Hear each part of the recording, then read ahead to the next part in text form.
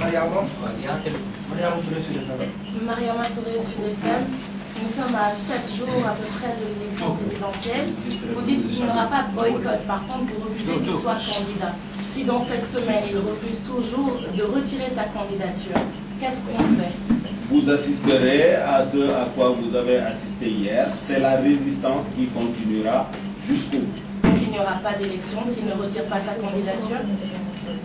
Nous pensons qu'il retirera sa candidature, mais en tout état de cause, nous n'arrêterons pas le combat, nous n'arrêterons pas la résistance et nous ne reconnaîtrons pas Abdoulaye Wade comme président de la République à la fin de son deuxième mandat.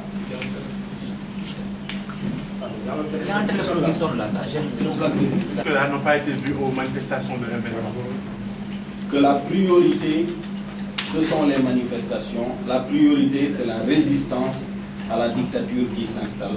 La priorité, c'est la protection de notre Constitution. Il ne faut pas se faire d'illusions. Il faudra organiser cette résistance dans la durée et ne pas accepter le fait accompli.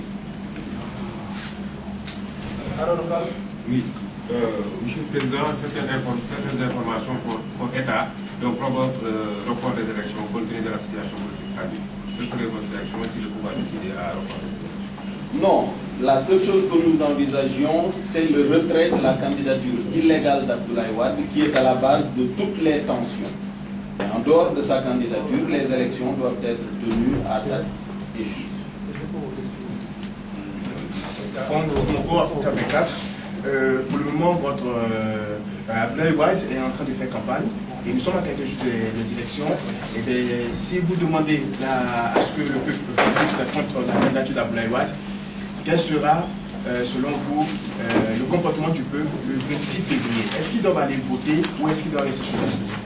Le peuple, nous l'invitons à continuer la résistance, à continuer à exercer la pression en cours sur Abdoulaye Wade pour qu'il retire sa candidature. Mais est-ce qu'il doit aller voter? C'est le seul mot d'ordre.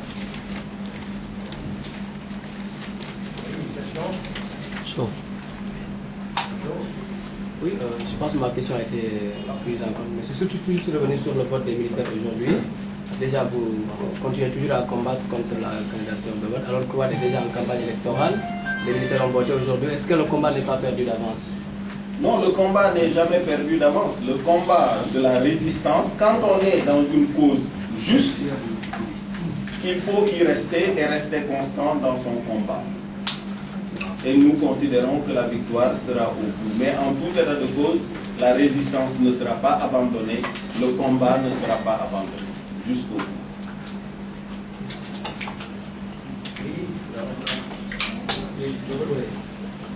Vous avez rappelé tout à l'heure, Monsieur le Premier ministre, votre engagement dans le M23.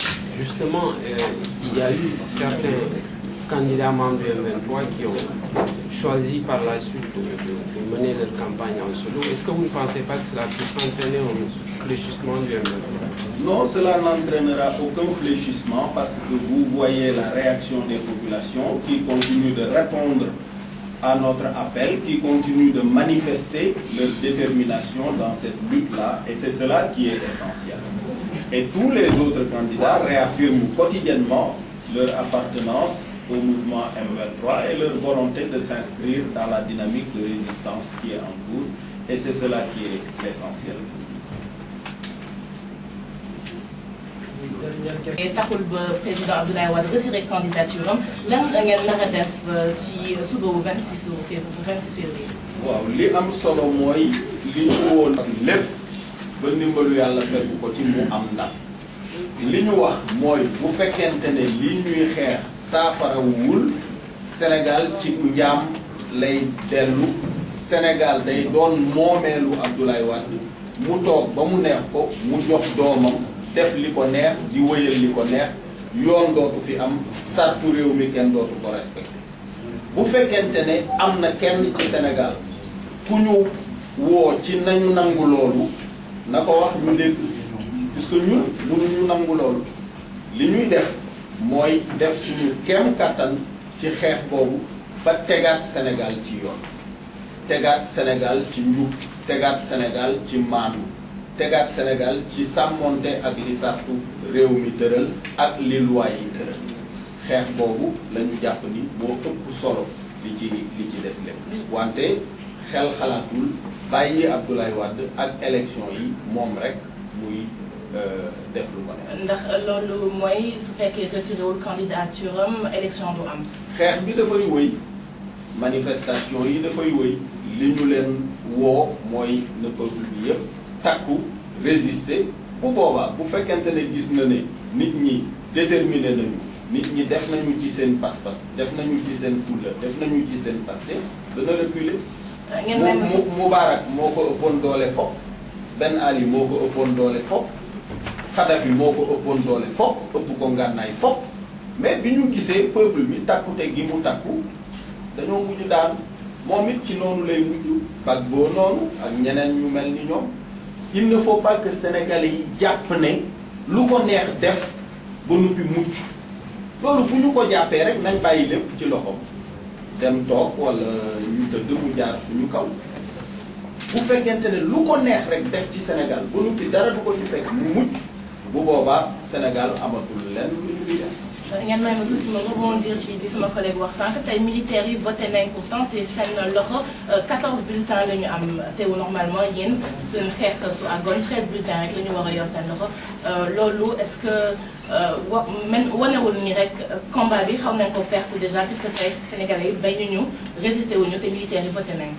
déedéet xam nga résistance moom da ngay def li la war rek ba ñëpp fekk si la ci bu fekkonte ne général de Gaulle dafa toog France rek ñu ne allemand yi jël lañu France mu dem tëdd nelaw kon ba léegi français yi allemand la ñuy wax mais moom tundum dafa dem Londres woote nit ñi fekk si ko ci loolu amul solo boo nekkee ci dëgg daal na nga ci sax def ci sa fulla nit ñi xam ne lii ngay wax waxuloo ko nii rek pour wax lu la neex mais dañ cee sax bu yàggee rek nit ñi fekk si la population yi yéen a ngi commencé gis ne ñoom ngi ñuy fekk si ci loolu. sànq ci say wax ñu gis ni nee nga na population yi génn pour ñu xeex li nga xamante ni moo di candidature Abdoulaye Wade. absolument waaye population bi si jëm boppam li leen jaaxal mooy boo leen wootee 5 minutes dañ leen di gis après ngeen dem loolu lan moo ci seen xalaat te ñu teg si ni en général doo leen dox ci seen i oto ngeen di nekk bu yëf yi tàngee rek ngeen dem. déedéet ñun de démb dox nañu te à chaque fois ñoo ngi à côté des populations des jeunes.